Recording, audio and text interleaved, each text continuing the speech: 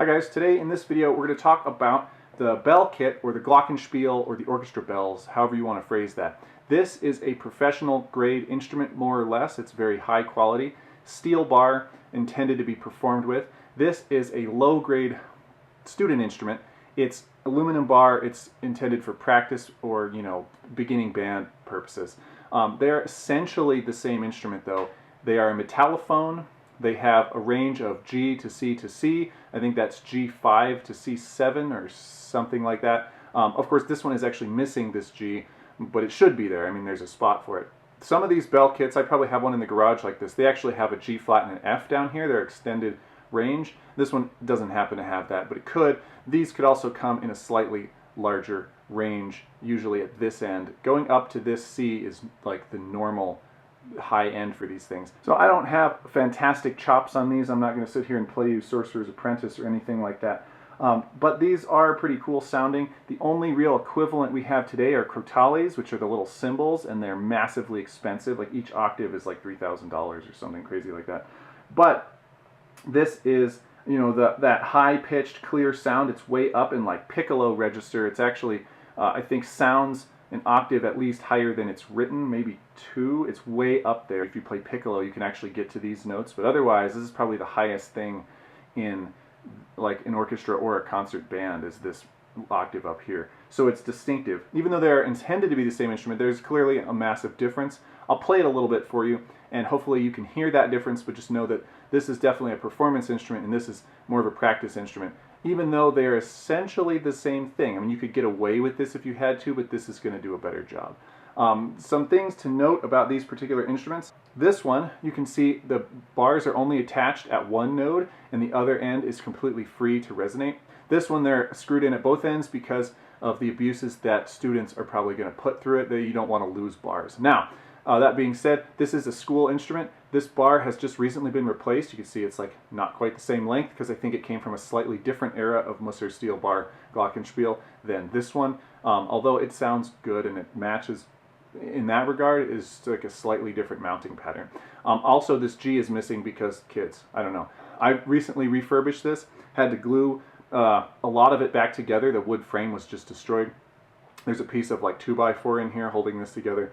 But once it's back together, it actually sounds really good. You can also see this one has these red strips of felt here. There's a dampening system. You can raise and lower those felt strips on a mechanism here at the ends and control the sustain of this instrument a little bit. Although that is also broken. Right down here there's a piece that's just, the metal has failed, and I don't know how to fix that, or I'm not going to put that much effort into it, I guess is the answer.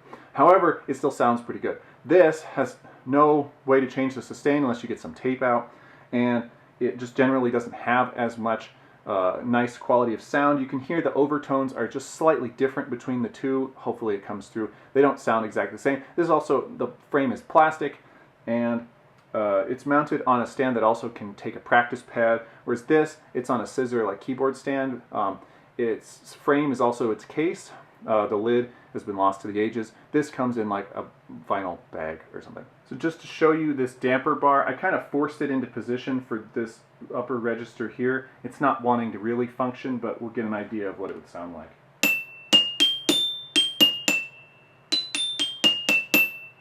It's really only working on those keys.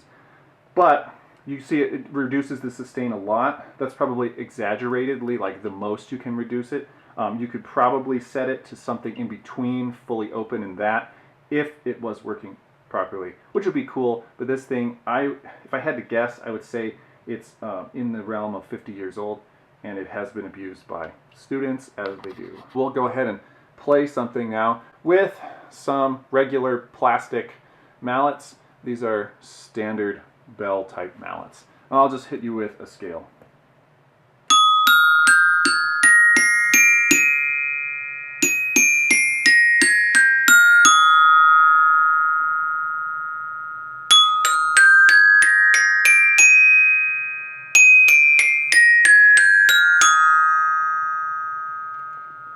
So hopefully that's coming across on the recording. This one has a more pure tone. It's clearer and it seems more focused. This one's tone is a little bit more hollow, and there's a lot of overtones. When you have a bunch of notes ringing together at once, you get these weird sort of false pitches, and it's sort of annoying, quite honestly. I've heard people play with the false overtone pitches as a feature, very rarely. It's an advanced level of thinking, but it's not really supposed to have that. This is the sound that we want. But just for thoroughness, I'm going to play with a different set of mallets. Here I have brass mallets. Brass on steel is okay in a general sense because brass isn't as hard as steel. Brass on aluminum, they're closer to the same hardness and it can get dicey, but of course I'm not going to play that hard.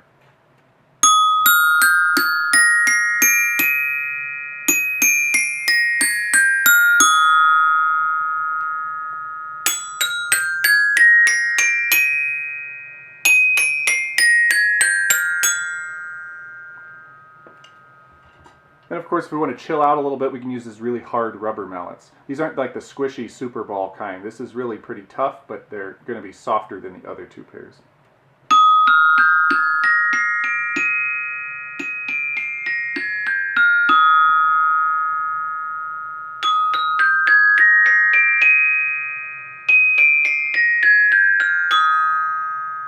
So you can hear that's a lot less obnoxious at about the same level of power into the stroke. One other difference you can clearly see if I line up where the the G should be here at the end, the real instrument is much longer than the practice instrument. So this is so incredibly tiny that it actually hinders your ability to get the right notes in a lot of cases. You don't have any leeway to miss on this thing. The bars are literally only as wide, or in some cases not even as wide, as the head of the mallet you're using to hit them. This is the biggest head of the mallet that I have out right now, and you can kind of see that it takes up the entire thing, and in fact it may extend just ever so slightly over the edges, whereas over here there's plenty of room, and that may not seem like a big deal, but when you're trying to hit that bar in the middle of a difficult passage, just having a little bit of leeway in your aim, this is going to be way easier to actually play passages of music on than this is. So why is this the standard training instrument? Well, it's portable. Kids generally take this to and from school in 5th and 6th grade band, at least here in this area. A lot of the time the bags come with wheels on them or backpack straps, right? And so obviously the bigger it is, the heavier it's going to be, and for a 5th grade or 6th grade student, that's going to be an issue. This is massively heavy. It's a wooden frame with a built-in case. These are steel bars, and of course it's, whatever this is, 10% larger in a general sense. This weighs significantly more than this. Even if you include the stand with this, this still weighs more. Even if you include the practice pad and the sticks and the bag and the whole schmear, this, in playing position, probably still weighs more than this whole package, or maybe they're roughly equivalent. So that's a significant impediment to moving this thing around, whereas this is meant to be portable. So just to demonstrate a little bit about the tuning differences, if I played the same bar on these instruments simultaneously, you should be able to hear that there's a little bit of beating between the frequencies, i.e. they're not exactly the same frequency. So let's see if we can hear that here.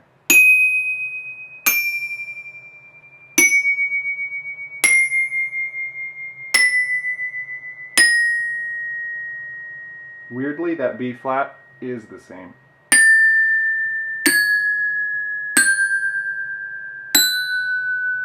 Some of them are pretty far off though, which is odd.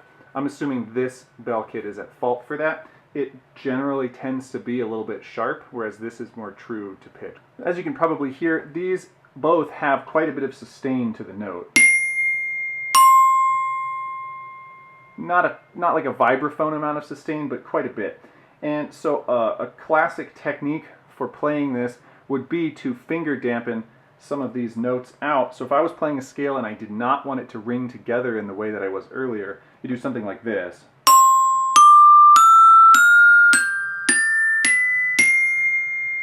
Versus not doing that.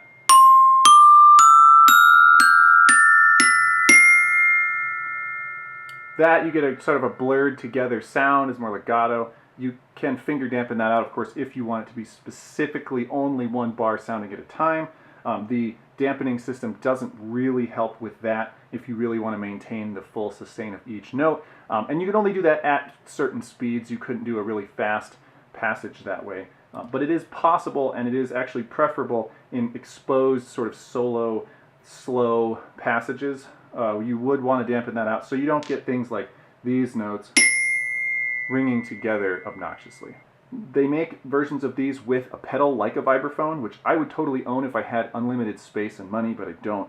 And then you don't have to worry about the finger dampening so much. You can do the pedal dampening like a vibraphone, and you get this same sound. A lot of them also have an extended range that go down maybe another half an octave at least, which is cool, but also expensive and space consuming. They also, a cool thing about these, they used to be actual bells. Their name is bells in English, and in German it's Glockenspiel, which is something like bell sound or bell singing.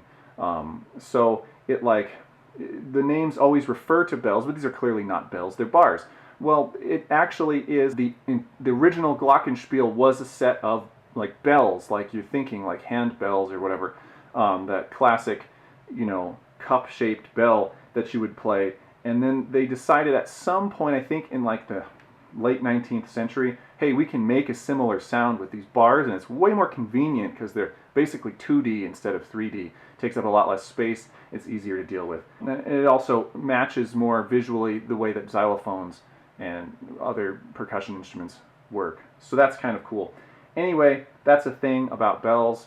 Hope you guys found this somewhat entertaining, and I will see you guys next time. Thanks for watching.